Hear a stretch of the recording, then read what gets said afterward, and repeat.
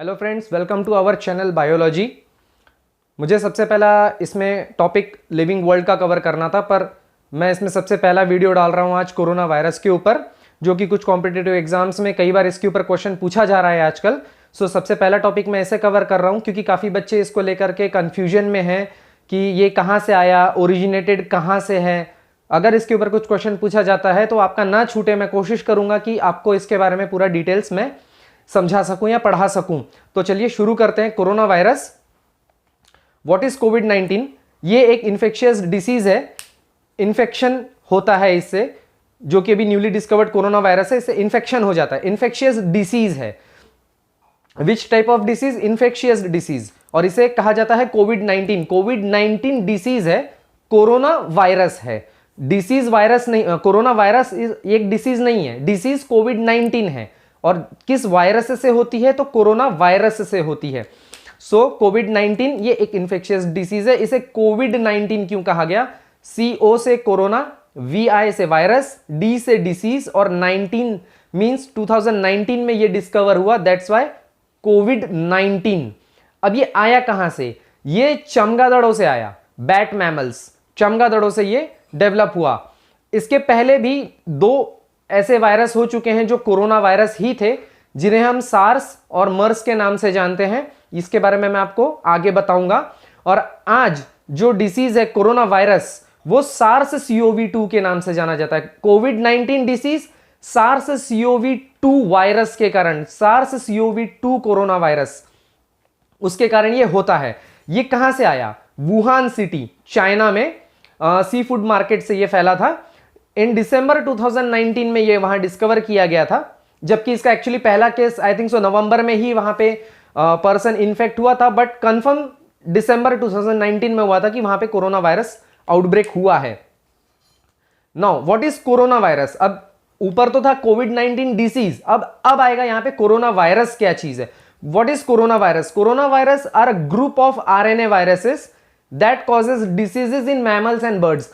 ये एक RNA virus का एक पूरा फैमिली है, ग्रुप है, जो कि मैमल्स यानी जिनकी रीढ़ की हड्डी होती है, वर्टिब्रेट्स, मैमल्स और बर्ड्स, इनमें ये कुछ बीमारियां पैदा करता है। In human and birds they causes respiratory tract infection. Specifically हम ह्यूमंस और बर्ड्स की, या बर्ड्स का भी जाने दीजिए, ह्यूमंस की अगर हम बात करें तो उसमें ये हमारे पूरे श्वसन तंत्र को इन्फेक्ट करता है, रेस्पिरेटरी सिस्टम को इन्फेक्ट कर देता है, जिसके सिम्टम्स माइल्ड से कुछ लीथल भी हो सकते हैं। मतलब आपको कुछ कम सिम्टम्स भी देखने के लिए मिल सकते हैं, और आपको कुछ इसमें सिम्टम्स ज्यादा भी देखने के लिए मिल सकते हैं, जो कि डेंजरस भी हैं। जैसे माइल्ड में आपको मिल जाएगा कॉमन कोल्ड, ड्राई कफ, सूखी खांसी। सूखी खांसी होगी तभी वो कोरोना वायरस के लक्षण में काउंट होगा। अगर आपको बलगम आता है, that doesn't comes in covid. Fever, ये तो सबसे बड़ा सिम्टम है इसका। टायर्डनेस, थकावट आपको फील होगी।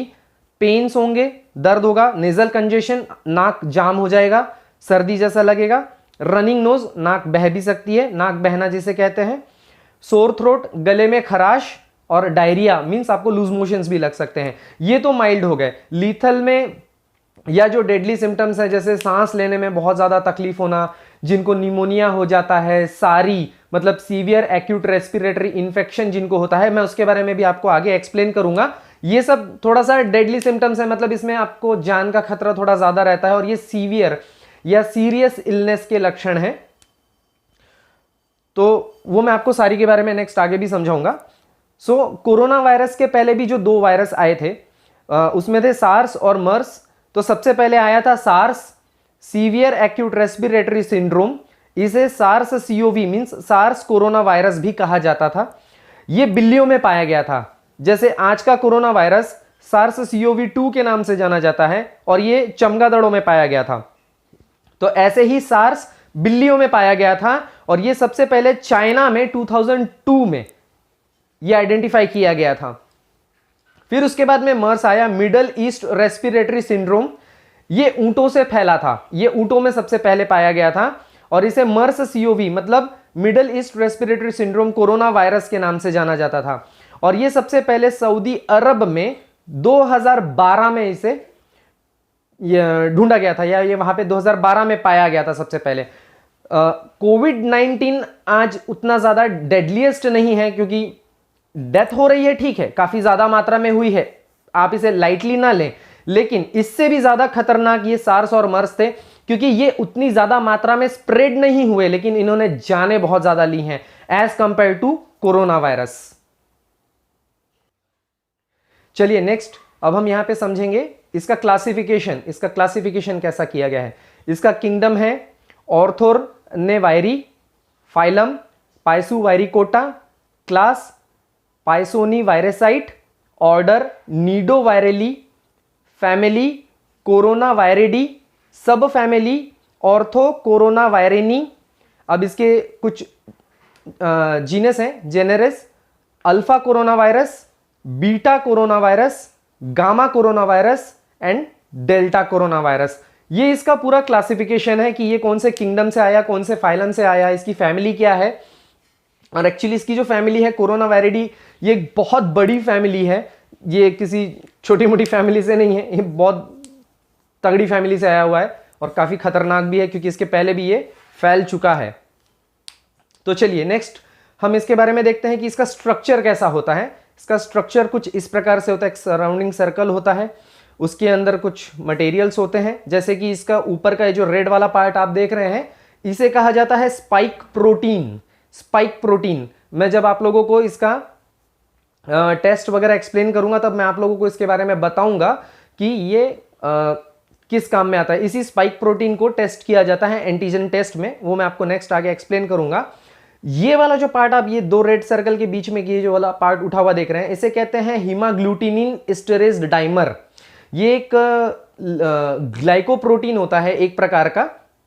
ये ग्लाइकोप्रोटीन जो है इन्वेडिंग मैकेनिज्म के काम आता है। इन्वेडिंग मैकेनिज्म कैसे, मतलब अगर ये किसी के बॉडी में अगर एंटर करता है तो वहां जाकर के किस तरह से वहां पे अपना घर बनाना है, या फिर ये अंदर कैसे जाएगा वहां, ये हीमाग्लूटिनिन एस्टरेज डाइमर की वजह से ही ये डिसाइड होता है, या इस वजह से वो बॉडी में एंटर करने के काबिल बनता है।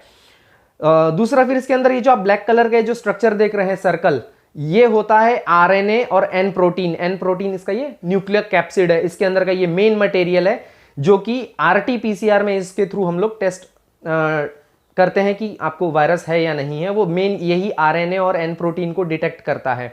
और उसके ऊपर ये जो एक लेयर है, ये है एनवेलप है, ये एक मेम्ब्रेन प्रोटीन है, जस्ट उसको प्रोटेक्ट करके रखने के लिए, दैट्स इट।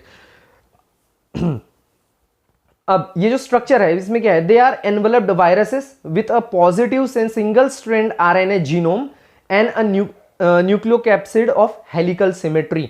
हेलिकल सिमेट्री, ये जो आप देख रहे हैं ना सर्कल सर्कल सा, यही उसका आरएनए और एन प्रोटीन है, न्यूक्लियोकैप्सिड है जो इसके अंदर होता है, और इसका एक हेलिकल सिमेट्री होता है। हेलिकल सिमेट्री का मतलब होता है ये जो आप स्ट्रक्चर देख रहे हैं ना, इस तरह से एक सिंगल टाइप में, जस्ट लाइक दिस, बस यही है आपका हेलिकल सिमेट्री।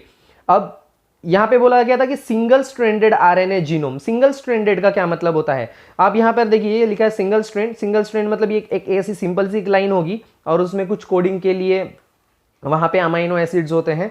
तो ये होता है आरएनए और ये होता है डीएनए। इसमें देखिए आप, ये एक लाइन आई है और उसके बाद में ये वाला एक लाइन आया है, इसे कहते हैं डबल स्ट्रैंड। तो आरएनए क्या होता है, सिंगल स्ट्रैंडेड होता है। यहां पे इसमें एक ही स्ट्रैंड होगा, एक ही होगा। डीएनए की तरह वो डबल नहीं होता है। अब सबसे इंपॉर्टेंट चीज जो एक क्वेश्चन में आप लोगों को पूछी जा सकती है कि ये जो जीनोम है आरएनए का, इसके अंदर का जो जीनोम है, इसका साइज कितना हो सकता है। तो इसका साइज होता है 26 to 32 किलोबेस। ये अपने आरएनए वायरस फैमिली में का एक one of the largest virus है। ये ध्यान रखिएगा, इसके ऊपर एक इंपॉर्टेंट क्वेश्चन पूछा जा सकता है आपको कि आरएनए वायरस में जो कोरोना वायरस है, इसका साइज कितना है, या वन ऑफ द लार्जेस्ट है, मतलब ये वन ऑफ द लार्जेस्ट है, ये सबसे बड़ा नहीं है, इससे भी बड़ा वायरस है, लेकिन ये वन ऑफ द लार्जेस्ट है उसमें। तो इसके ऊपर एक क्वेश्चन पूछा जा सकता है कि उसका साइज कितना है। सो नेक्स्ट, हीमाग्लूटिनिन एस्टरेज डाइमर, ये क्या चीज है, ये मैंने आपको अभी थोड़ी देर पहले बताया कि ये ग्लाइकोप्रोटीन है जो इनवेडिंग मैकेनिज्म के लिए काम आता है, बॉडी में एंटर करने के लिए।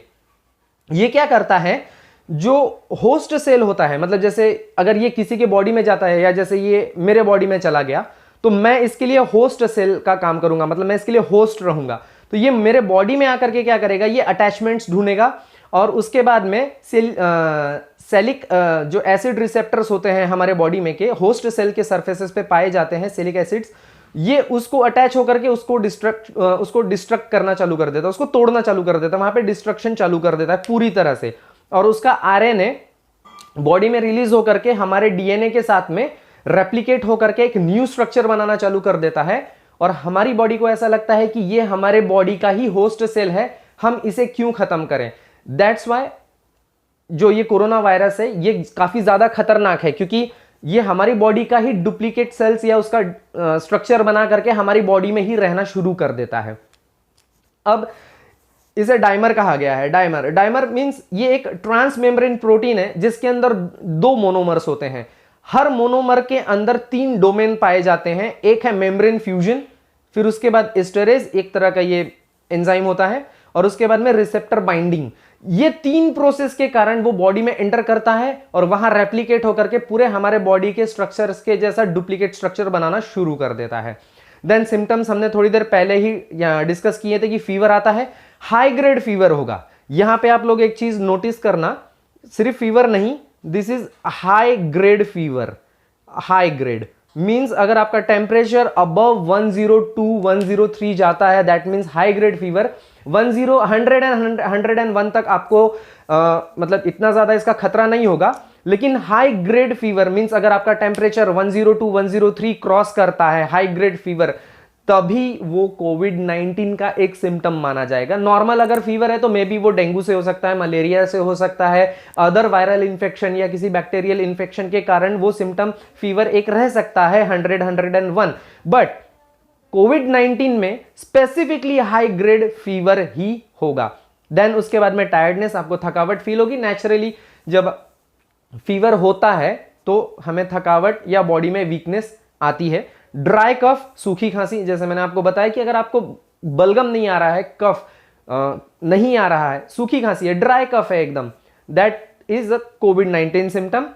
डिफिकल्टी इन ब्रीदिंग, सांस लेने में बहुत ज्यादा तकलीफ हो जाती है क्योंकि कोरोना वायरस लंग्स में जाकर के रेस्पिरेटरी पूरे ट्रैक को इन्फेक्ट कर रहा है। सो सिंपल सी बात है कि इसमें सांस लेने में तकलीफ कंपलसरी होगी ही होगी। उसके बाद में बॉडी पेन होगा, नेजल कंजेशंस अगेन, क्योंकि पूरा आपका नोज जाम हो जाता है। फिर अगर ज़्यादा सिम्टम्स बढ़ते हैं तो रनिंग नोज हो जाता है, गले में आपको खराश सी फील होगी, और उसके बाद में आपको लूज मोशंस भी हो सकते हैं। सिम्टम्स में इसमें जो ओल्डर पीपल्स हैं, जो जिनकी एज बहुत ज़्यादा है और जो हाई ब्लड प्रेशर या हार्ट प्रॉब्लम या डायबिटीज या किसी भी प्रकार की अगर वो किसी पुरानी बीमारी से अगर उनको पहले ही बीमारी है तो उनके अंदर बहुत ज़्यादा सीरियस इलनेस आपको देखने को मिलेगी। और जिन लोगों को सबसे पहले फीवर, कफ और डिफिकल्टी इन ब्रीदिंग, अगर ये सिम्टम्स जिन लोगों को आ जाते हैं उनको इमीडिएटली मेडिकल अटेंशन की जरूरत होती है। अब हम इसके में देखेंगे कि how does the covid spread, ये स्प्रेड कैसे होता है। तो सबसे पहले इसके ऊपर हम लोगों ने कई वीडियोस देखे हैं टीवी पे, एडवर्टाइजमेंट में, पूरा गवर्नमेंट ने इसके ऊपर पूरा न्यूज़ में और सब जगह इतना ज़्यादा इन लोगों ने फैला दिया था कि जो एक नॉर्मल पर्सन है वो भी पूरा कोरोना के बारे में उसने जानकारी ले ली थी कि कैसे होता है, क्या हो रहा है। सो हम इसमें जानेंगे कि ये स्प्रेड कैसे होता है। People can catch covid from other who have the virus. अगर किसी के अंदर वायरस है तो उसको ये कोरोना वायरस होने के चांसेस हो गए। कैसे कि disease can spread from person to person through small droplets from the nose और mouth which are spread when a person of COVID-19 cough, sneeze और exhale। इसका मतलब क्या हो गया कि किसी नॉर्मल, ये पर्सन टू पर्सन ये आप लोगों को स्प्रेड होगा, ये पता चल गया, पर्सन टू पर्सन होगा। कैसे? अगर कोई कोविड-19 का इन्फेक्टेड पर्सन अगर खांसता है या जोर से छींकता है या सांस लेता है तो उसके थ्रू स्मॉल कुछ छोटे छोटे ड्रॉपलेट्स बाहर आती हैं। वैसे तो हमें ये दिखाई नहीं देती हैं जल्दी ड्रॉपलेट्स, बट छींकते समय स्पेसिफिकली आपने देखा होगा कि एक सलाइवा जैसा या एक लिक्विड ड्रॉपलेट बहुत दूर तक ऐसे फैलता है छींकते समय, वो दिखाई दे जाता है अक्सर, और उसकी स्पीड भी काफी ज्यादा होती है। 50 kilometre per hour to 160 kilometre per hour की स्पीड से वो जब भी कोई आदमी स्नीज करता है तो वो उसके सांसों की या उन ड्रॉपलेट्स की स्पीड हो सकती है इतनी ज्यादा खतरनाक। इसीलिए कहा गया था कि 1 मीटर से ज्यादा मतलब 2 फुट की दूरी से ज्यादा दूरी बना के रखनी है ताकि वो ड्रॉपलेट्स किसी और पर्सन के ऊपर उड़ के ना जा सकें। तो वो ड्रॉपलेट्स उड़ के किसी सरफेस के ऊपर या किसी ऑब्जेक्ट या सरफेस के ऊपर जाकर के वो ड्रॉपलेट्स वहां पे लैंड कर जाते हैं। जब वो किसी सरफेस के ऊपर या किसी हार्ड सरफेस के ऊपर जाकर के लैंड कर जाते हैं या किसी भी सरफेस के ऊपर वो ड्रॉपलेट्स जाकर के अगर लैंड कर जाते हैं तो अगर कोई दूसरा व्यक्ति या कोई दूसरा आदमी जो कोविड-19 से अफेक्टेड नहीं है, अगर वो उस ऑब्जेक्ट या उस सरफेस को टच करता है और टच करने के बाद में अगर वो उन्हीं हाथों को अपनी आंखों पर, नाक पर या किसी तरीके से अगर अपने मुंह पे अगर उसे लगाता है उस हाथ को इन्फेक्टेड से, तो वो वायरस उसके अंदर चला जाता है। इसीलिए कहा गया था कि कंटिन्यू आपको हैंड वॉश करना है, सैनिटाइज करना है और दूरी बना करके रखनी है। इसलिए ये सारे इंस्ट्रक्शंस गवर्नमेंट की तरफ से दिए गए थे। अब अगर कोई कोविड-19 अफेक्टेड अगर पर्सन है कि पीपल कैन कैच कोविड-19 also if they breathe in a droplet. अगर मान लीजिए किसी ने वहां पे छींका है, थोड़ी देर पहले ही छींक दिया है या स्नीज किया या खांसा है, अगर उसके ड्रॉपलेट्स इमीडिएटली अगर वो उसी समय उसके बगल में कोई खड़ा आदमी अगर सांस लेता है, ब्रीथ करता है, तो हो सकता है कि इमीडिएट उसी वक्त वो ड्रॉपलेट्स सांस के थ्रू भी उसके अंदर जा सकते हैं। इसीलिए यह कहा गया था कि आपको 1 मीटर की दूरी या 3 फीट की दूरी बना करके रखनी है और आपको कंटिन्यू हैंड सैनिटाइज करना है, हैंड वॉश करना है, हाथ किसी से मिलाना नहीं है। ये अभी हम लो रिस्क और high risk type of contact में अभी हम इसे देखेंगे। तो ये था कि ये स्प्रेड कैसे होता है। अब इसमें हम कॉन्टैक्ट में कैसे आ सकते हैं, तो इसमें 2 तरह के कॉन्टैक्ट आते हैं। एक होता है लो रिस्क कॉन्टैक्ट और एक होता है हाई रिस्क कॉन्टैक्ट। तो लो रिस्क कॉन्टैक्ट के बारे में पहले हम देखेंगे, जैसे कि share the same space. Same space मतलब आप एक ही कमरे में हैं, एक ही आप बस में, ट्रेन में, फ्लाइट में या किसी भी मोड ऑफ ट्रांजिट में आप अगर एक साथ अगर आप ट्रैवल कर रहे हैं, लेकिन आप उससे दूर हैं, आपने उससे एक सेफ डिस्टेंस बना के रखा हुआ है स्कूल में या आप जहां पे भी काम कर रहे हैं वहां पे, लेकिन आप एक हाई रिस्क एक्सपोजर में नहीं है, आप लोगों ने एक दूरियां बना के रखी हैं, तो वो एक लो रिस्क में आ जाएगा कि भाई ठीक है, आपको कोरोना का इन्फेक्शन इतने जल्दी नहीं होगा क्योंकि आपने दूरियां बना के रखी हैं। ट्रैवलिंग के टाइम भी सेम इन्वायरमेंट अगर आप शेयर करते हैं किसी के साथ, लेकिन अगर आप but not having a high risk exposure, अगर आप हाई रिस्क एक्सपोजर से दूर रहते हैं, हैंड सैनिटाइज करते हैं, मास्क लगा के रखते हैं, then that is the low risk contact. High risk contact में क्या होगा कि आपने किसी कोरोना पेशेंट के डायरेक्ट बॉडी को टच किया है या उसके किसी भी बॉडी फ्लूइड को टच किया है। बॉडी फ्लूइड का मतलब होता है जैसे उसके ब्लड को, रेस्पिरेटरी ट्रैक सिक्रीशंस, जैसे जो बलगम निकलता है या नोज से हमारा जो सिक्रीशंस आते हैं उसको अगर आप टच कर लेते हैं, ब्लड को टच कर लेते हैं, सलाइवा जो मुंह से लार निकलती है, अगर सलाइवा एक्सेट्रा, इन सब चीजों का अगर आप उसके बॉडी फ्लूइड्स को डायरेक्टली टच करते हैं तो वो हाई रिस्क में होगा, क्योंकि फिर इसके बाद आपको कोरोना होने के फुल चांस रहेंगे। Had a direct physical contact with the body of the patient, अगर आपने किसी कोविड-19 के कंफर्म्ड केस के साथ में अगर आपने उसके साथ कोई फिजिकल कांटेक्ट बनाया, जैसे आपने उसके साथ हैंडशेक किया है या आपने उसको गले लगा लिया है, हग कर लिया है और आपको नहीं पता है कि वो कंफर्म केस है, सो ये हाई रिस्क में आ जाएगा क्योंकि आपने डायरेक्टली उसके बॉडी को टच कर लिया है। देन हाई रिस्क में आ जाता है कि अगर आपने किसी कोविड पेशेंट के कपड़े धोए हैं, वो किसी बेड पे लेटा हुआ है तो आपने उसकी चादर धोई है, उसने जिस प्लेट में खाना खाया है उस डिशेस को आपने धोया है, तो आप डायरेक्ट उसके कोरोना वायरस के कांटेक्ट में आएंगे, क्योंकि जनरली उसके बॉडी पे वो होगा ही होगा, मतलब या इन चीज़ों के ऊपर उसका वायरस रहता ही रहता है।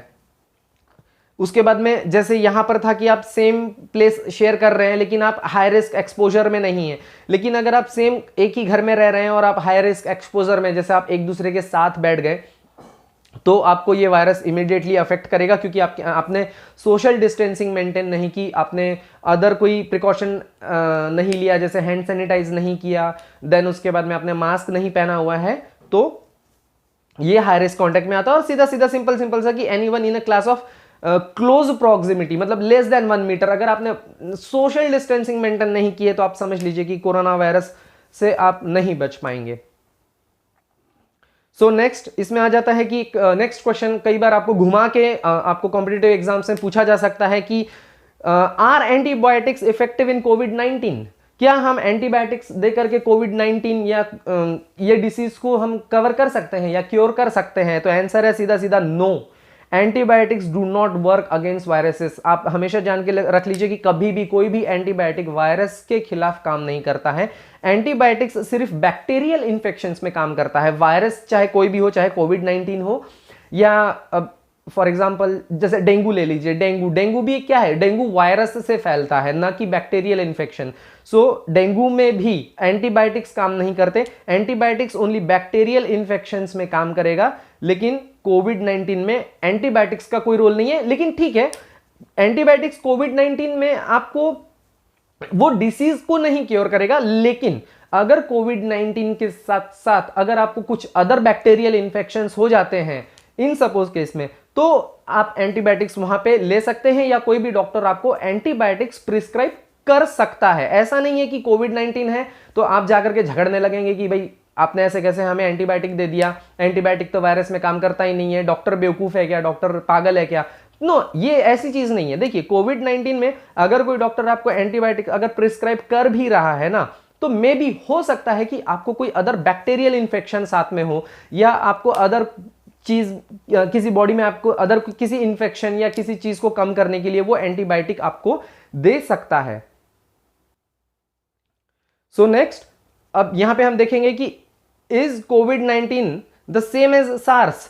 इसके पहले भी जैसे मैंने आपको बताया था कि सार्स और मर्स करके जो है इसके पहले भी जो वायरस आए थे वो इसके पहले आए थे, और दोनों के दोनों ही कोरोना वायरस हैं। और कोविड-19 भी SARS-CoV-2 के नाम से जाना जाता है। तो क्या SARS-CoV-2 एंड SARS-CoV क्या ये दोनों एक ही हैं?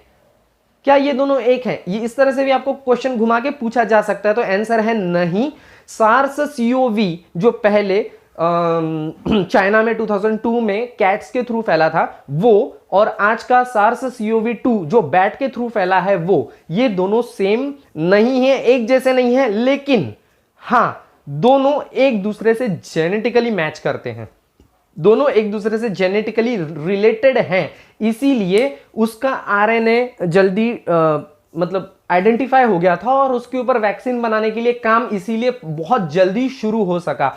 अगर ये एकदम ही बहुत ही ज्यादा न्यूली वायरस होता, अगर कुछ एकदम ही न्यूली डिस्कवर्ड होता कि जो पहले कभी हुआ था ही नहीं, अचानक से आया, तो मुझे नहीं लगता कि शायद वैक्सीन बनाने का काम इतने जल्दी शुरू भी हो पाता।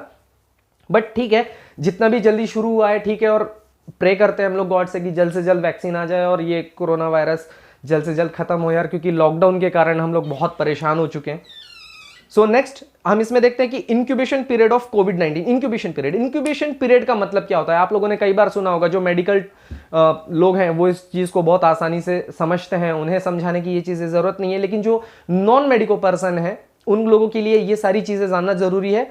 इंक्यूबेशन पीरियड क्या होता है पहले तो उसके बारे में देख लेते हैं कि इंक्यूबेशन का मतलब होता है कि the time between catching the virus and beginning to have symptoms of the disease. किसके बीच में का टाइम? आपको वायरस ने पकड़ा, या आपको वायरस हो गया, आपके अंदर आ गया, उसने बॉडी में एंटर कर लिया वायरस ने, और उसके बाद सिम्टम्स जब शुरू होते हैं ना, उसके बीच में का जो टाइम होता है ना, वो इंक्यूबेशन पीरियड कहलाता है। सो मोस्ट एस्टिमेटेड टाइम या इंक्यूबेशन पीरियड जो है कोरोना वायरस का, वो 1 to 14 डेज है। इसीलिए देखिए आपको कहा गया था कि जब भी आप कहीं से आते थे तो आपको कहा जाता था कि आपको 14 डेज के लिए क्वारंटाइन होना पड़ेगा। 14 डेज क्यों? क्योंकि वो 1 से 14 दिन के बीच में ही आपको सिम्टम्स दिखाएगा। अगर इस बीच में अगर वो सिम्टम्स दिखाता है तो फिर आपका टेस्ट होता था और देन आपको प्रॉपर आइसोलेशन वार्ड्स में भेजा जाता था। क्वारंटाइन का मतलब होता है नजरबंदी में, आइसोलेशन का मतलब होता है कि विद प्रॉपर ट्रीटमेंट। ये दो चीजें भी आप थोड़ा सा डिफरेंस समझे। मैंने शायद ये नोट्स में वो चीजें मिस कर दी हैं, बट अभी पढ़ाते पढ़ाते मैं आपको वो एक्सप्लेन कर दे रहा हूं साथ में। क्वारंटाइन मींस आपके अंदर सिम्टम्स नहीं है, आप कहीं बाहर से आए हैं, जस्ट आप क्वारंटाइन हुए हैं कि मे बी आपको वो 1 से 14 दिन के बीच में भी आपको कुछ सिम्टम्स दिखाई पड़े, इसलिए जो है वो क्वारंटाइन, और एक बार अगर आपको कोरोना वायरस आपका केस कंफर्म्ड हो जाता है देन फिर आपको आइसोलेशन के लिए भेजा जाता है कि भाई अब आप आइसोलेट हो जाएंगे कि पूरी तरह से बंद, अब आप कहीं घूमने फिरने भी नहीं जा सकते, अब आप कोई सामान लेने के लिए भी बाहर नहीं जा सकते। सो मोस्टली जो इसका एस्टिमेटेड इंक्यूबेशन पीरियड जो बताया गया था कि वो 1 to 14 डेज था, और मोस्ट कॉमनली अराउंड 5 दिन के अंदर अंदर ये अपने सिम्टम्स दिखाना शुरू कर देता है। उतना भी ज्यादा दिन रुकने की जरूरत नहीं पड़ती अगर कंफर्म केस अगर आपके अंदर कोरोना वायरस का है तो। सो नाउ अब इसमें ये जान लेते हैं कि कई बार लोगों ने क्वेश्चन पूछा था कि भाई कोरोना वायरस जो है किसी भी सरफेस के ऊपर कितने टाइम तक रह सकता है, क्या होता है, तो how long does the virus survive on surfaces. तो इसका एक आंसर था कि few hours to several days. भाई कुछ घंटों से लेकर के कितने दिनों तक भी रह सकता है। तो मोस्टली अब कितने दिनों तक भी रह सकता है तो आप इसमें कुछ कंफर्म नहीं कह सकते कि हाँ भाई अब ये 2 दिन रहेगा, 3 दिन रहेगा, 4 दिन रहेगा। सेवरल डेज मीन्स वो मिनिमम 7 days to 9 days तो वो रहेगा ही रहेगा, उसके बाद वो नहीं रह सकता है। इसीलिए कहा गया था कि सरफेसेस को भी आप डिसइंफेक्ट करिए, सैनिटाइज करिए जगहों को, घर में सब जगह, ताकि वो सरफेसेस पे ना रह सके। एंड दिस में वेरी अंडर डिफरेंट कंडीशन, क्योंकि सरफेसेस सिंपल सी बात है कि ये वेरी करता है, जैसे 4 दिन, 5 दिन, 6 दिन, 7 दिन भी किसी सरफेस पे रह सकता है, कुछ घंटे भी रह सकता है। मान लीजिए अब इसी पेपर के ऊपर मान लीजिए कहीं यहाँ पे कोरोना वायरस कई कुछ ये पड़े हुए हैं, अब मैं अगर यहाँ पे अभी सैनिटाइज कर दूं तो ये इमीडिएटली खत्म हो जाएगा। इसलिए फ्यू आवर्स कि भाई 1-2 घंटे में फिर मैंने वहाँ सैनिटाइज कर दिया, वो चला गया। अब मुझे पता ही नहीं है कि यहाँ पे किसी ने स्नीज कर दिया है या यहाँ पे कुछ ड्रॉपलेट्स पड़े हुए हैं, अब मुझे नहीं पता है, मैंने छोड़ दिया, उसे सैनिटाइज नहीं किया, तो वो सेवरल डेज तक वहाँ रह सकता है। लेकिन ये किस चीज़ के ऊपर, ये किन कंडीशंस पे डिपेंड करता है कि वो सरफेस कैसा है, हार्ड सरफेस है, स्मूथ सरफेस है, कॉटन है, बहुत ही ज़्यादा हार्ड है, तो वो सरफेस का टेम्परेचर कितना है। क्योंकि आप जैसे जानते हैं कि ऐसा कहा गया था कि टेम्परेचर अगर बढ़ेगा तो कोरोना वायरस ज़्यादा रहता नहीं है, लेकिन गर्मी आकर के जा चुकी है, आप लोगों ने देख लिया कि कोरोना वायरस गया नहीं, उल्टा उसके केसेस और ज़्यादा गर्मी में बढ़ गए थे। तो ऐसा कुछ नहीं है, बट लेकिन हाँ सरफेस का टेम्परेचर मायने रखता है, बिकॉज अगर सरफेस का टेम्परेचर बहुत ज़्यादा इंक्रीज होगा तो वो हमारे बॉडी टेम्परेचर से या जो हमारा एनवायरमेंट का जो टेम्परेचर है उससे कहीं गुना ज़्यादा बढ़ सकता है। तो कोरोना वायरस डेफिनेटली बहुत ज़्यादा हाई टेम्परेचर में तो सर्वाइव नहीं ही कर सकता है। देन उसके बाद में कंडीशन आती है ह्यूमिडिटी ऑफ द एनवायरमेंट। अगर ह्यूमिडिटी अगर एनवायरमेंट की है तब भी उस पर डिपेंड करता है। अगर उसको अच्छी ह्यूमिडिटी मिल गई, उसको सर्वाइव मतलब फेवरेबल कंडीशंस मिल गए अगर सरवाइव करने के लिए, तो वो डेफिनेटली जो है सरवाइव कर जाएगा। अगर उसे फेवरेबल कंडीशन नहीं मिली तो वो सरवाइव नहीं करेगा। अब हम आते हैं सारी के ऊपर। जैसे मैंने आपको स्टार्टिंग में बताया था कि सारी एक तरह का इन्फेक्शन है जो कि कोरोना से काफी मैच करता है। इसके ऊपर भी आपको कई बार घुमा के क्वेश्चन पूछा जाएगा कि क्या सारी और कोविड-19 डिसीज या फिर कोरोना वायरस इनका कुछ आपस में रिलेशन है। तो सीधी सीधी बात है, आपको एक इसका पहले तो ये फुल फॉर्म बता दूं कि सारी का फुल फॉर्म होता है सीवियर एक्यूट रेस्पिरेटरी इन्फेक्शन। देखिए ये भी रेस्पिरेटरी इन्फेक्शन है और कोरोना में भी आपको रेस्पिरेटरी इन्फेक्शन हो रहा है, दोनों सेम है। तो क्या सारी और कोरोना सेम है, ये आपको क्वेश्चन पूछा जा सकता है। तो नहीं, ये दोनों सेम नहीं है। एक्चुअली क्या होता है, जो सारी होता है ना ये मेनली बैक्टीरियल इन्फेक्शन के कारण है और कोरोना जो है वो वायरस के कारण है। सारी में अगर आप एंटीबायोटिक्स अगर आप देंगे तो वो जल्दी रिकवर हो जाएगा, बहुत जल्दी ठीक हो जाएगा, सब कुछ उसमें ठीक रहता है। तो मतलब इसमें इतना ज्यादा नहीं है कि ये कोरोना है। लेकिन हाँ, सारी का पेशेंट कोरोना सस्पेक्टेड जरूर हो सकता है। अगर आप उसका टेस्ट करेंगे तभी आप कंफर्मली बोल सकते हैं कि किसी सीवियर एक्यूट रेस्पिरेटरी इन्फेक्शन के पेशेंट को कोरोना हो चुका है। अगर आप टेस्ट करते हैं तो ही आप उसे कंफर्मली कोरोना पॉजिटिव केस कहेंगे। डायरेक्ट सारी के पेशेंट को आप कोरोना पॉजिटिव नहीं कह सकते, क्योंकि ये बैक्टीरियल इन्फेक्शन से होता है और इसके भी सिम्टम्स जो है सेम कोरोना के जैसे हैं। इसमें भी फीवर आता है, लेकिन इसको कंसिडर करने के लिए the criteria must be present to be considered as a SARI. अगर सारी के पेशेंट को अगर आपको कंफर्म करना है और उसको डायग्नोस करना है या मतलब ये करना है कि हाँ ये सारी का ही पेशेंट है, तो उसके लिए क्या क्या क्राइटेरिया है। फीवर अबव 38 डिग्री सेल्सियस और 100 डिग्री फ़ारेनहाइट। अगर इसके अबव टेम्परेचर जाता है तो ही हम उसे सारी का पेशेंट कहेंगे। और कोरोना में था कि हाई ग्रेड फीवर 102, 103, 104 ये क्रॉस कर जाएगा, ये क्रॉस करेगा। और एक्चुअली 102 फीवर में ही हालत खराब हो जाती है लोगों की। तो बेटर वे आप समझिए कि अगर 103, 104 जाएगा तो क्या हालत होगा, हाई ग्रेड फीवर। तो यहां पे है 38 degree Celsius and 100 degree Fahrenheit. New onset of cough, इसमें न्यूली एकदम से आपको ताज़ा ताज़ा आपको कफिंग आना शुरू हो जाता है, आप कफ करेंगे, उसके बाद में सांस लेने में इसमें तकलीफ होती ही है, जैसा कि कोविड-19 में होता है। लेकिन आप सारी के पेशेंट को डायरेक्ट नहीं बोल सकते कि ये कोविड पॉजिटिव है या ये इसमें कोरोना वायरस है। जब तक उसका कोई कंफर्मेशन टेस्ट नहीं होता तब तक आप इसे नहीं कह सकते। उसके बाद में सम इंपॉर्टेंट टर्म्स आज हम यहां पे देखेंगे। सम इंपॉर्टेंट टर्म्स कि आप लोगों ने सुना होगा जैसे कि कोरोना वायरस पैंडेमिक है, पैंडेमिक। तो व्हाट इज, अब यहां पे हम देखेंगे कि व्हाट इज एपिडेमिक, एपिडेमिक क्या होता है, देन हम समझेंगे पैंडेमिक क्या होता है, देन हम समझेंगे इसमें एक और टर्म आता है एंडेमिक, और उसके बाद में एक टर्म आता है आउटब्रेक।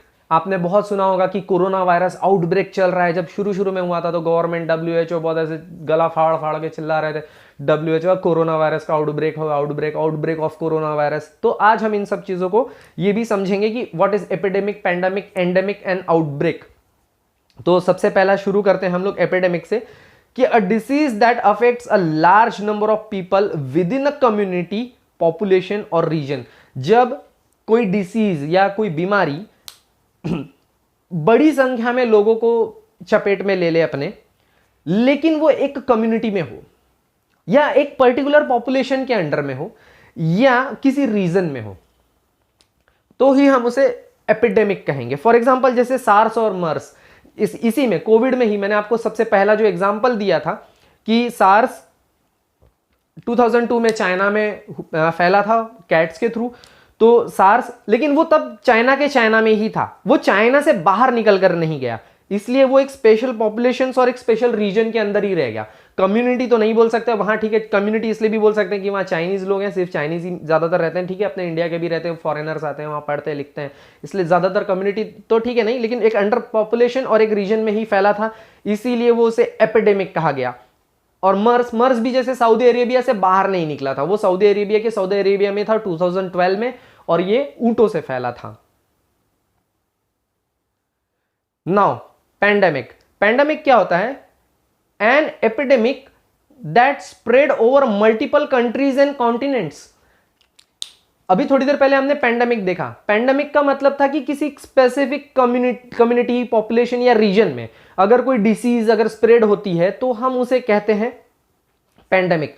अगर वही एपिडेमिक कहते हैं उसे, अगर वही एपिडेमिक निकल करके अदर कंट्रीज में फैल जाए या अदर कॉन्टिनेंट्स में चली जाए तो उसे पैंडेमिक कहा जाता है। अब सबसे बड़ा एग्जांपल तो इसके सामने, आपके सामने कोरोना वायरस का ही है आज, कि जो चाइना में था, तो जब कोरोना वायरस सिर्फ वुहान शहर में था तब वो एपिडेमिक था। जैसे ही उसने चाइना को छोड़ करके बाहर अदर कंट्रीज में और अदर कंटिनेंट्स में अपने कदम जमाए, उसे वैसे ही पैंडेमिक कह दिया गया, तुरंत, इमीडिएटली।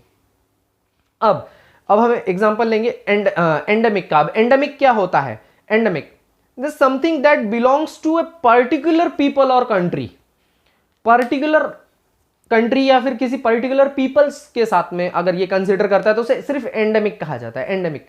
आप सबसे अच्छा एग्जांपल ले सकते हैं आप इसमें चिकन पॉक्स। मोस्टली आप देखेंगे चिकन पॉक्स बच्चों में जल्दी हो जाता है, कम एज के बच्चों में या चिल्ड्रंस में जो है ये बहुत जल्दी हो जाता है। मलेरिया अगर आप देखेंगे तो एक पर्टिकुलर कंट्री या फिर एक जगह से ज्यादा रिलेटेड होता है। फॉर एग्जांपल जैसे एक एंडेमिक का, एक यहाँ पे मैंने एग्जांपल नहीं लिखा है बट आप नोट डाउन कर लीजिएगा। जैसे दिल्ली में एक बहुत टाइम पहले अचानक से डेंगू का आउटब्रेक हुआ था। डेंगू हो गया था, मतलब लोगों को डेंगू होना शुरू हो गया था, लेकिन वो पर्टिकुलर सिर्फ दिल्ली में ही रहा, और एक पर्टिकुलर एक वहां की जो एक कम्युनिटी थी, एक पर्टिकुलर लोग थे, और एक वो जो पर्टिकुलर उतनी जगह थी सिर्फ उसमें ही वो फैल रहा था, उससे ज्यादा वो बाहर कहीं गया ही नहीं। सो उसे कहते हैं हम लोग एंडेमिक। अब आते हैं हम लोग आउटब्रेक के ऊपर कि क्या है, कोरोना वायरस का आउटब्रेक है या किसी भी डिसीज का कोई, या सार्स का, मर्स का आउटब्रेक है, क्या है? क्या होता है कि it is greater than anticipated increase in number of endemic cases. China के वुहान में जो सबसे पहले जो केस आया, वहां से जब उसने 1 से 2, 2 से 4, 4 से 6, 6 से 12, 24, इस तरह से जब नंबर्स बढ़ते हैं ना किसी वायरस के या डिसीज के, जब वो पर्टिकुलर जो एंडेमिक है वो वहां से जब बहुत ज्यादा फैलना चालू कर देता है तो हम उसे कहते हैं आउटब्रेक। आउटब्रेक हो गया है भाई, अब ये यहाँ से छूट गया है, एकदम छुट्टा सांड है भाई, अब घूमेगा, ये पक्का घूमेगा, पूरे देश में फैलेगा या अदर कंट्री से बाहर चला जाएगा, तो आउटब्रेक होता है सबसे पहला। तो अब इसका सीक्वेंस आप समझिए, आउटब्रेक कि भाई पहले पर्टिकुलर एक दो लोगों को हुआ, देन उससे वो फैलते फैलते फैलते फैलते एंडेमिक हो गया, एंडेमिक से जब वो फैलते फैलते फैलते आगे बढ़ा तो वो एपिडेमिक बना, एपिडेमिक से फिर जब वो एकदम से बाहर निकल गया तो फिर वो पैंडेमिक बना। ये इसका सीक्वेंस होता है। होप आप समझ गए होंगे आउटब्रेक, एंडेमिक, एपिडेमिक और पैंडेमिक क्या होता है। आउटब्रेक का सबसे एग्जांपल्स जो है, सबसे सिंपल से जो बड़े बड़े वायरस हैं या जो भी होता है, फॉर एग्जांपल बहुत सारी चीज़ें हैं आउटब्रेक में, प्लेग है, सार्स है, मर्स है, कोरोना तो अभी लेटेस्ट चल ही रहा है, आपको पता ही है। तो मेन है कि आप कंसेप्ट समझिए, कंसेप्ट को अगर आप समझ गए तो आप क्वेश्चन गलत नहीं लिखेंगे या आप गलत आंसर टिक नहीं करेंगे। आउटब्रेक, पहले कुछ लोगों में नंबर ऑफ पर्सन्स में जब वो इंक्रीज होना चालू हो जाता है तो कहते हैं कि आउटब्रेक, हाँ अब ये फैलना चालू हो चुका है, अब फैल रहा है। जब वो अच्छी तरह से फैल जाता है, काफी सारे लोग उसमें, एक पर्टिकुलर कम्युनिटी के, पॉपुलेशन के, एक रीजन के लोग आ जाते हैं, तो वो ये हो जाता है, एपिडेमिक हो जाता है। और अगर एपिडेमिक से फिर वो बाहर कंट्रीज में निकल गया तो वो पैंडेमिक कहलाता है। अब बहुत बार कॉम्पिटिटिव एग्जाम्स में कोई भरोसा नहीं आपसे क्या क्वेश्चन पूछा जाए। सो फर्स्ट केस ऑफ कोविड-19 इन द वर्ल्ड, जिसे पेशेंट जीरो भी कहा गया, तो उनका नाम है वाई गुइजियान। वो जो है हुनान के सी फूड मार्केट जो चाइना में है, वहां पे वो श्रिम्प्स बेच रही थी जब उनको कोल्ड डेवलप हुआ इन दिसंबर 10 दिसंबर 2019 में। अचानक से उनको कोल्ड डेवलप हुआ, वाई गुइजियान करके उनका नाम है। तो उन्हें ले जाया गया और उनको क्वारंटाइन किया गया और उसके बाद में उनका रिपोर्ट पॉजिटिव आया। बाद में वो रिकवर कर गए, वो अच्छी बात है, जनवरी में वो रिकवर हो गए थे। उसके बाद में फर्स्ट केस ऑफ कोविड-19 in India, name of the patient Usha Ram Manohar, ये केरला की थी। She is also student in Wuhan University में, वो वहाँ पढ़ती थी। वो वहाँ उन्होंने ट्रैवल किया और वो इंडिया आई और बाद में उनका जब टेस्ट किया तो वो पॉजिटिव निकली। वो कोलकाता पहुंची वुहान चाइना से जनवरी 23 को 2020 में। फिर उन्होंने कोचीन ट्रैवल किया next day January 24 and she had not shown any symptoms of flu. तब तक उन्हें कोई भी सिम्टम्स वहां पे नहीं आए थे, तो उन्हें यह कह दिया गया था कि भैया आप जो है क्वारंटाइन हो जाइए, या she was advised to remain at home for 28 days. 28 दिन के लिए उनको कह दिया गया कि भैया आप घर में रहिए, आप कहीं बाहर मत जाइएगा। तो वो घर में रही 28 दिन। फिर सडनली क्या हुआ, on 27 January she develop a flu.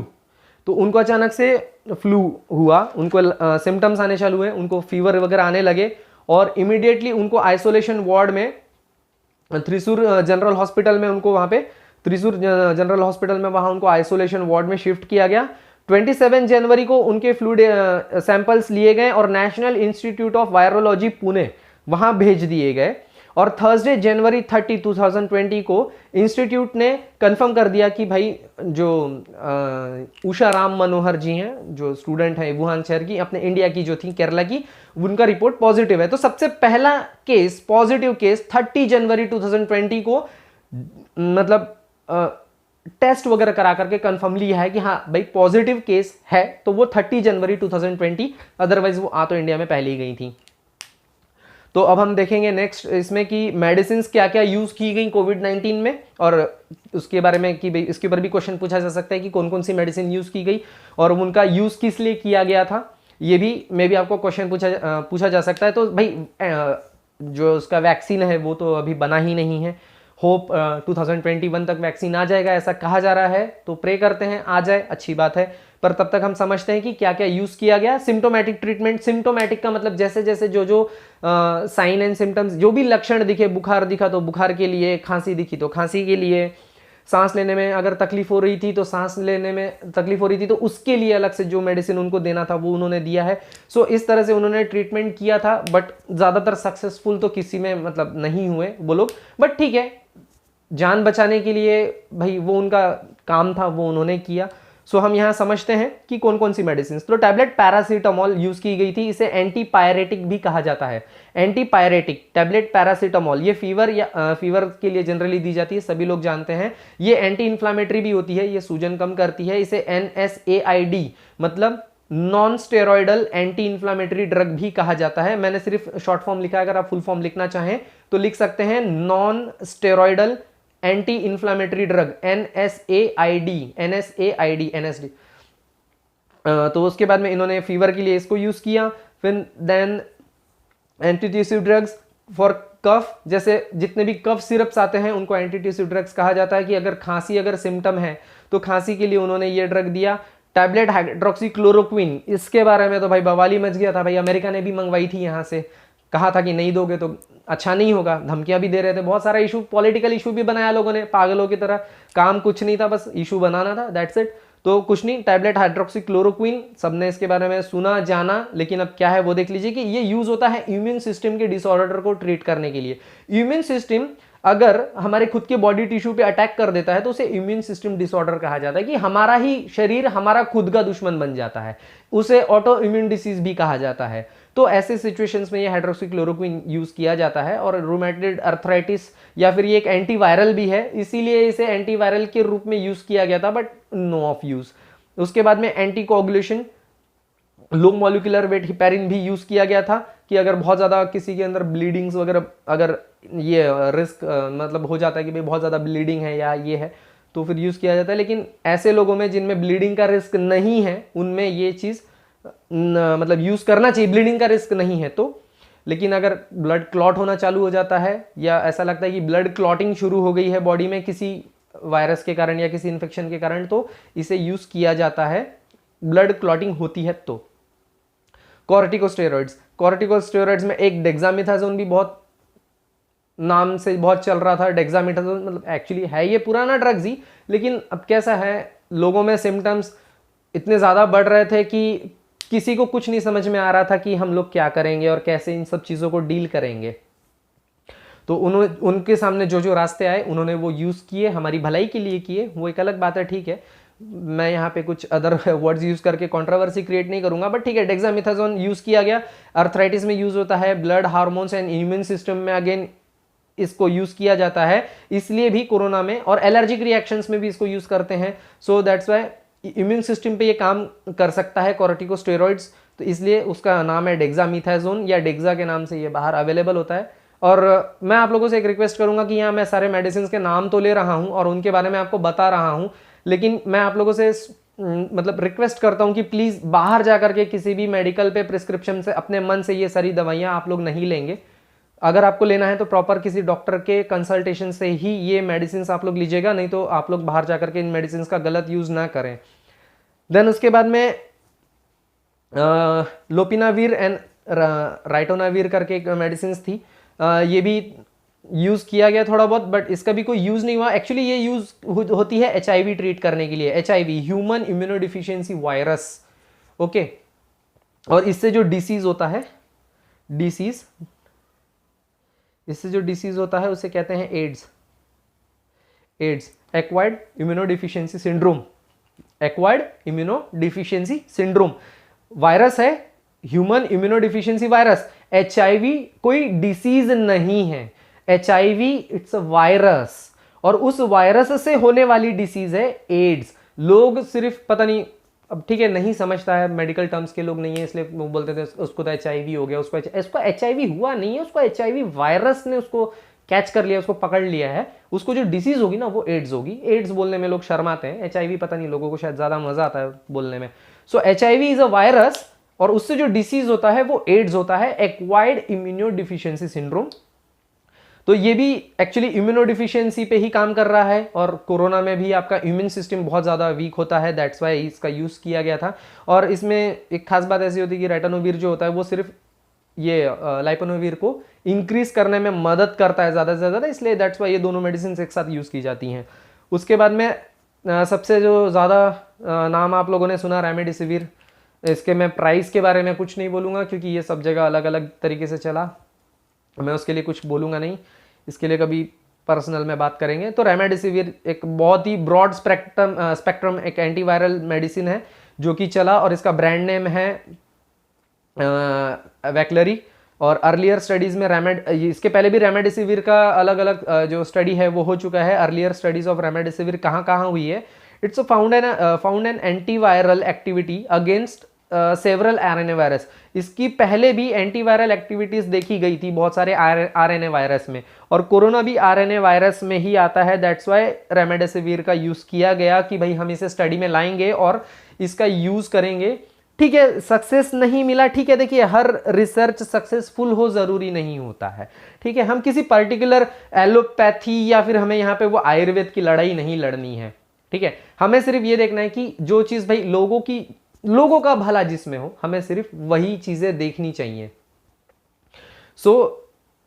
ये एक एंटीवायरल ड्रग, इसका आरएनए वायरसेस में मतलब कई बार इसकी सेवरल स्टडीज की गई तो पता चला कि ये काफी अच्छा एंटीवायरल है।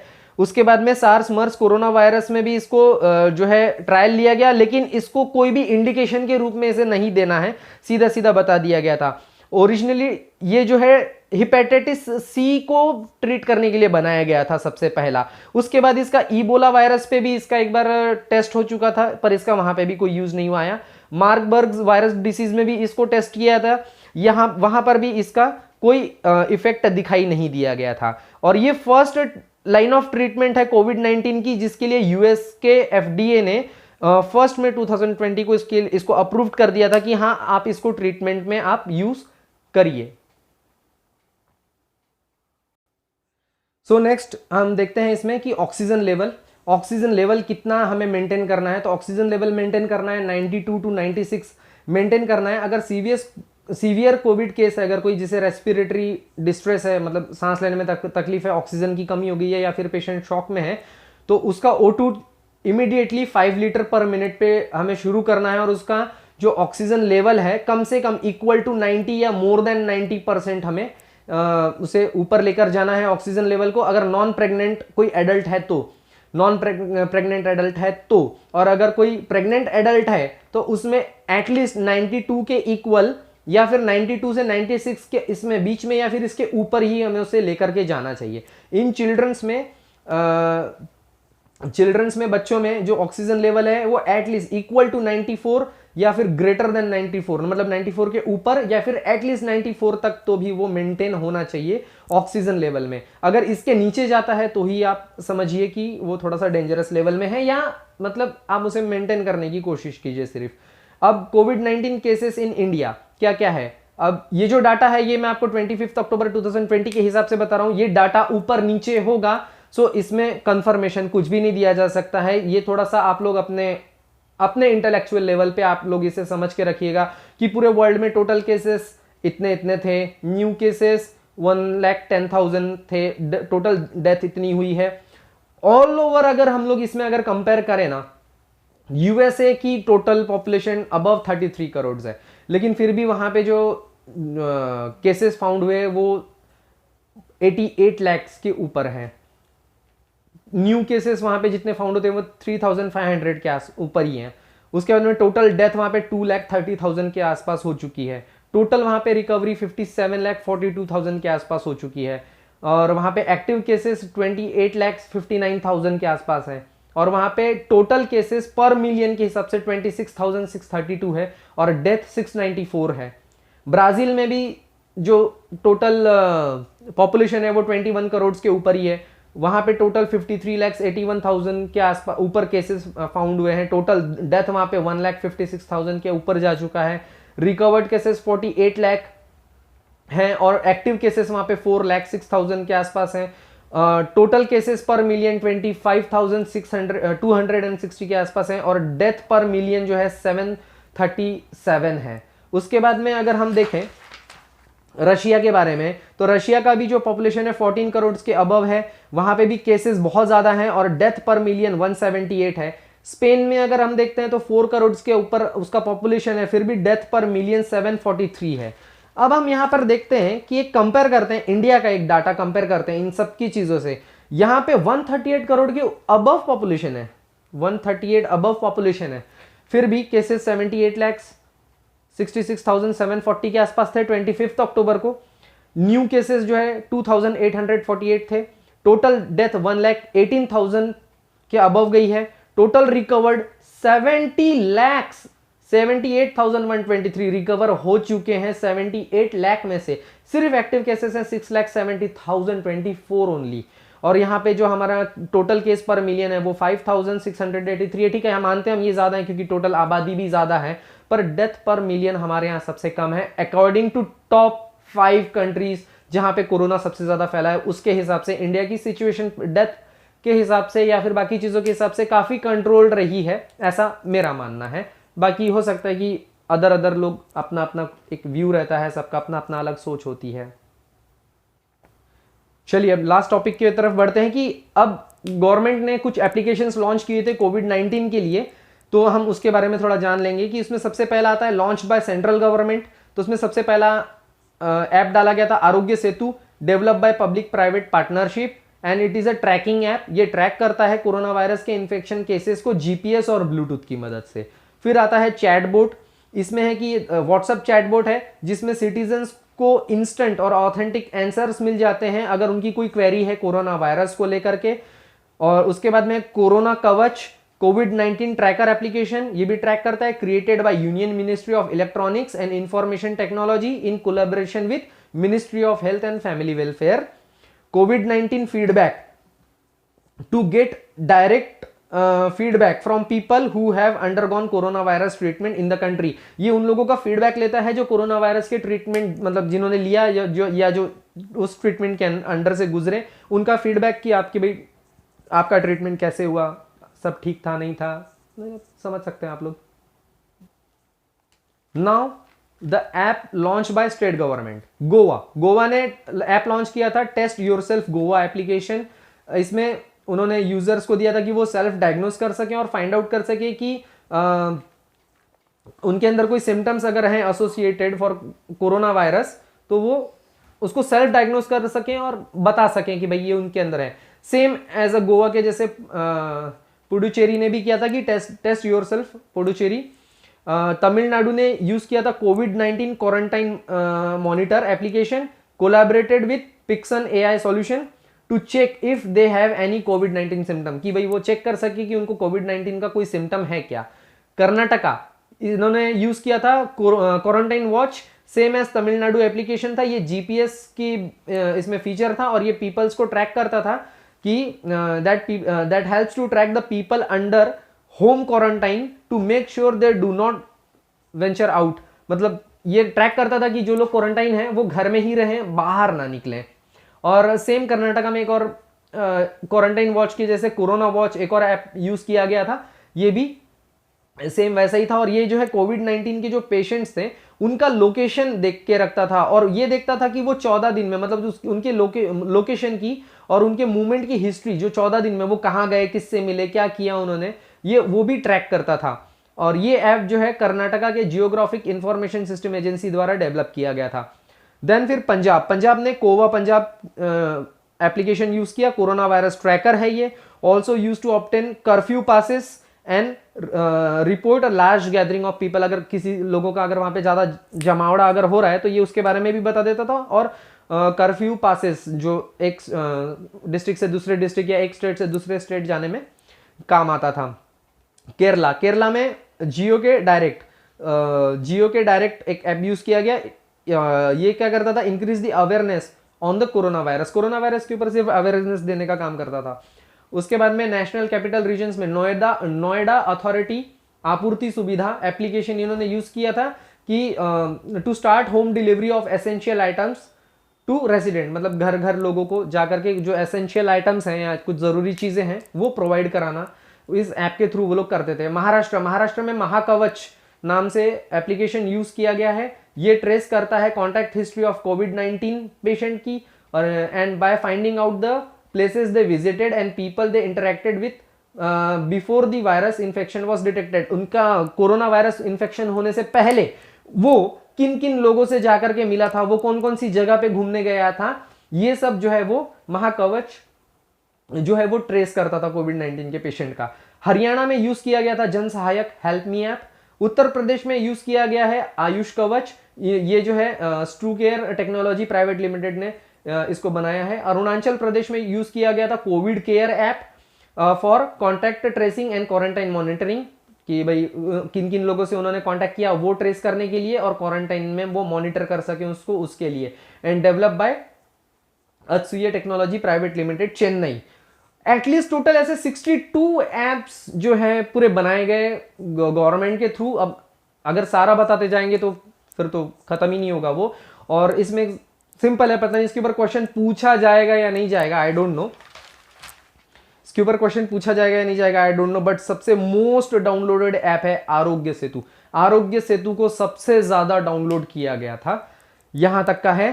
तो होप आप लोगों को शायद कोविड-19 के बारे में सारी जानकारियां होप मैंने दे दी हूं। अगर आपको कुछ भी क्वेरी लगती है या आपको लगता है कि कुछ चीज़ मिस कर गया हूं तो आप कमेंट सेक्शन में मुझे बताइए, मैं उस चीज़ को वहां पे फिर से कवर अप करा दूंगा या कुछ आप लोगों को वहां पे एक्स्ट्रा अलग से बता दूंगा। सो थैंक यू, मिलते हैं नेक्स्ट वीडियो में। जय हिंद।